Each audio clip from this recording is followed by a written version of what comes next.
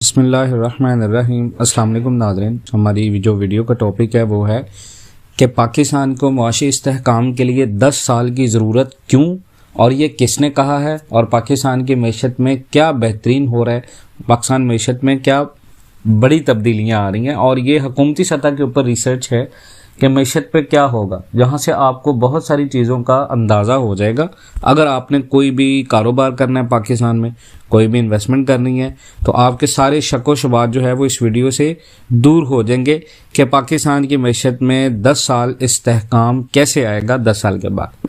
और ये chamber of commerce भी इस चीज़ के ऊपर, चैम्बर ऑफ कॉमर्स और इंडस्ट्री, इनके जो सीनियर सदर और नायब सदर, ये उनकी रिसर्च भी हैं, उनके कॉल भी हैं कि मुल्क को दरपेश मुआशी चैलेंजेस से निपटने के लिए कम से कम 10 साल पर मुश्तमिल जामिया एक रोड मैप मईशत का वो इंट्रोड्यूस कराया जाए, और तमाम सियासी जमातों के इत्तफाक के राय से पाकिस्तान की मिसाक मईशत की जाए।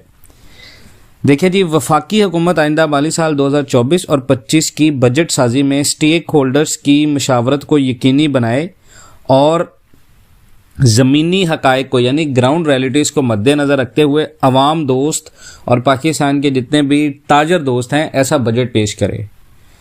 बजट में पहले से टैक्स नेट में शामिल लोगों को बोझ बढ़ाने की बजाय नए लोग टैक्स नेट में शामिल किए जाएं।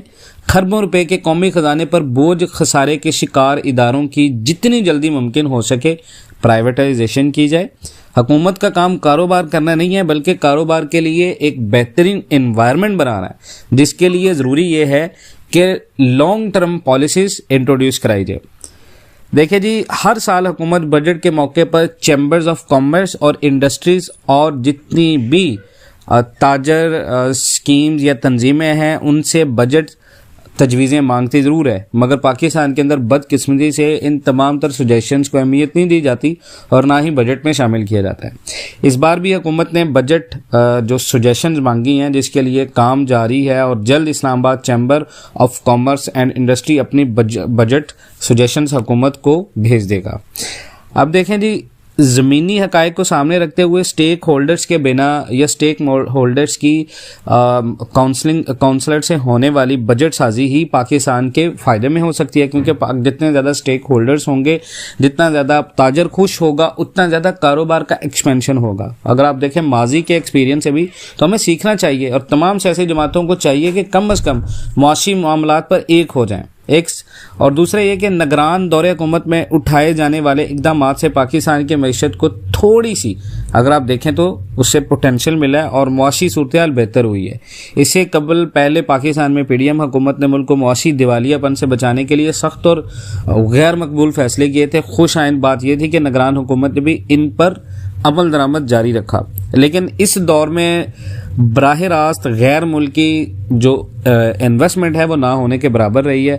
अब क्योंकि इंतखाबात के बाद फिर से इत्तेहादी हुकूमत कायम हुई है, जिसमें मुल्क की दोनों बड़ी जमातें हैं, पाकिस्तान पीपल्स पार्टी और नून लीग शामिल, और यह हुकूमत मुल्क को दरपेश मसाइल के हल में अगर आप देखें तो अभी संजीदा भी दिखाई दे रही हैं, जिससे कारोबारी तबके में भी एक उम्मीद पैदा हुई है।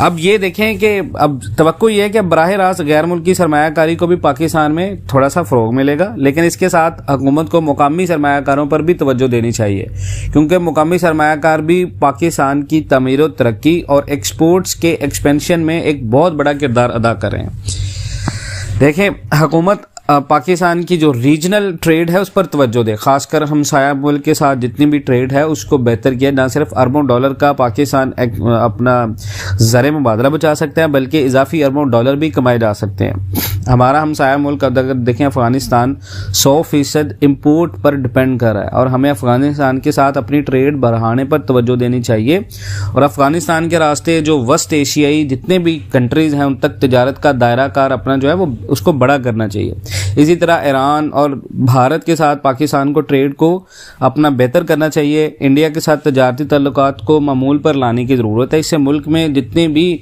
गुड्स की सप्लाई है वो बेहतर करके गुड्स की जो प्राइसेस हैं उनको मामूल पर लाने में मदद मिल सकती है।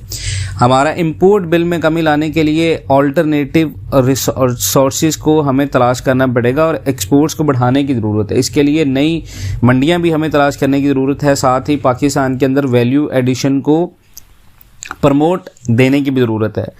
जिस तरह ज़री इनकलाब मुल्क की तकदीर बदल सकता है, इसी तरह बदलते आलमी ट्रेंड में आप देखें तो आईटी भी एक बहुत बड़ा इनकलाब बर्पा कर सकती है। पिछले कुछ साल के दौरान अगर आप देखें तो आईटी के सेक्टर पर तवज्जो देने से इस सेक्टर की एक्सपोर्ट्स अरबों डॉलर में पहुंच गई हैं। अगरचे अगर आप देखें तो इस सेक्टर पर मज़ीद अगर तवज्जो दी जाए तो आईटी सेक्टर की एक्सपोर्ट्स में मज़ीद 10 अरब डॉलर का इजाफा किया जा सकता है। दूसरी तरफ आईटी के एक्सपेंशन से पाकिस्तान में गवर्नेंस सिस्टम में बेहतरी भी आएगी। अगर आप इन तमाम बातों से इत्तफाक करते हैं तो कमेंट सेक्शन में अपनी कीमती राय का इजहार ज़रूर कीजिएगा। इंशाल्लाह मिलते हैं नेक्स्ट वीडियोज़ में, तब तक के लिए अल्लाह हाफिज़।